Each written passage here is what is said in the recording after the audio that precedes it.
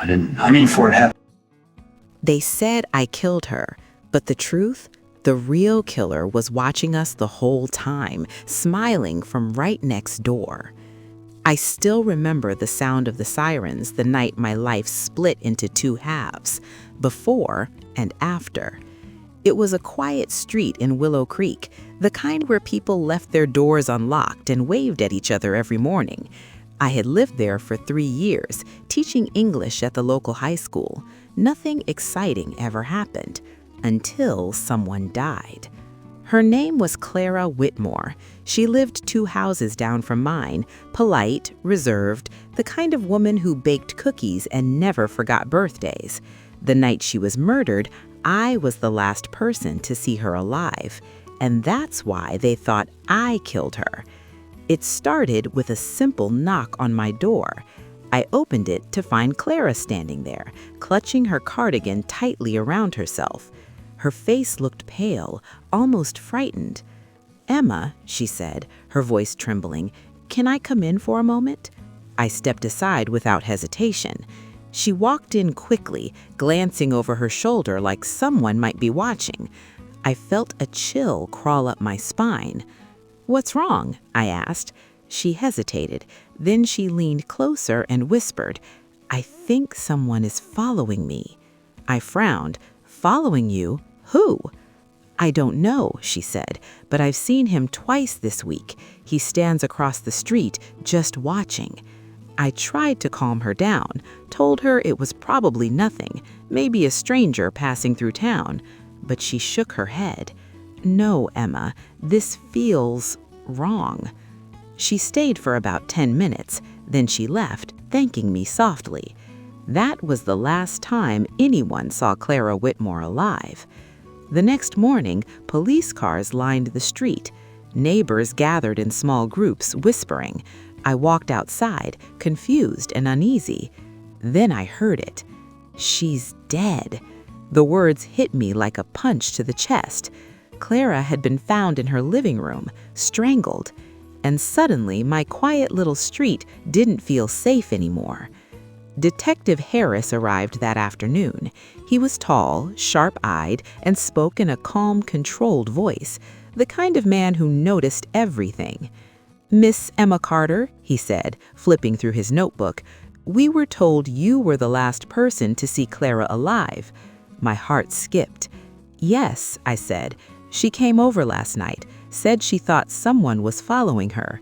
He looked up, interested. "Did she describe this person?" "No," I said, "just that he was watching her." He nodded slowly. "And what time did she leave your house?" "Around 9 p.m. That's when everything started to fall apart. 2 days later, they arrested me. I didn't even have time to understand what was happening. "Emma Carter, you are under arrest for the murder of Clara Whitmore." I froze. "What? That's insane. I didn't—" "You can explain that at the station." The evidence looked bad, too bad. My fingerprints were found on Clara's front door. A neighbor claimed they saw someone who looked like me near her house around 10 p.m. And worst of all, a scarf belonging to me was found at the crime scene. I couldn't breathe when they showed it to me. "That's yours, isn't it?" Detective Harris asked. "Yes," I whispered, "but I didn't leave it there." He studied me carefully. "That's what they all say. Jail changes you. Even if you're innocent, the walls close in, time slows down, and doubt starts creeping into your mind. What if I had done something wrong without realizing? What if someone was framing me? That thought wouldn't leave me alone. Someone had planted that scarf. Someone wanted me to take the blame. But who? I replayed that night over and over in my head. Clara's fear, her words. I think someone is following me. Then something clicked. She hadn't looked scared of a stranger. She looked scared of someone she knew.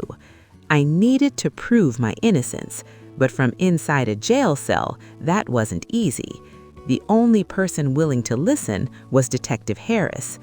"I didn't kill her," I told him during one of our conversations. "Someone is setting me up." Then give me a reason to believe that, he said. I took a deep breath. Clara was scared, but not of a random man, of someone she knew, someone close. He crossed his arms. Go on. Check her phone records, her messages. Someone was bothering her. He studied me for a long moment.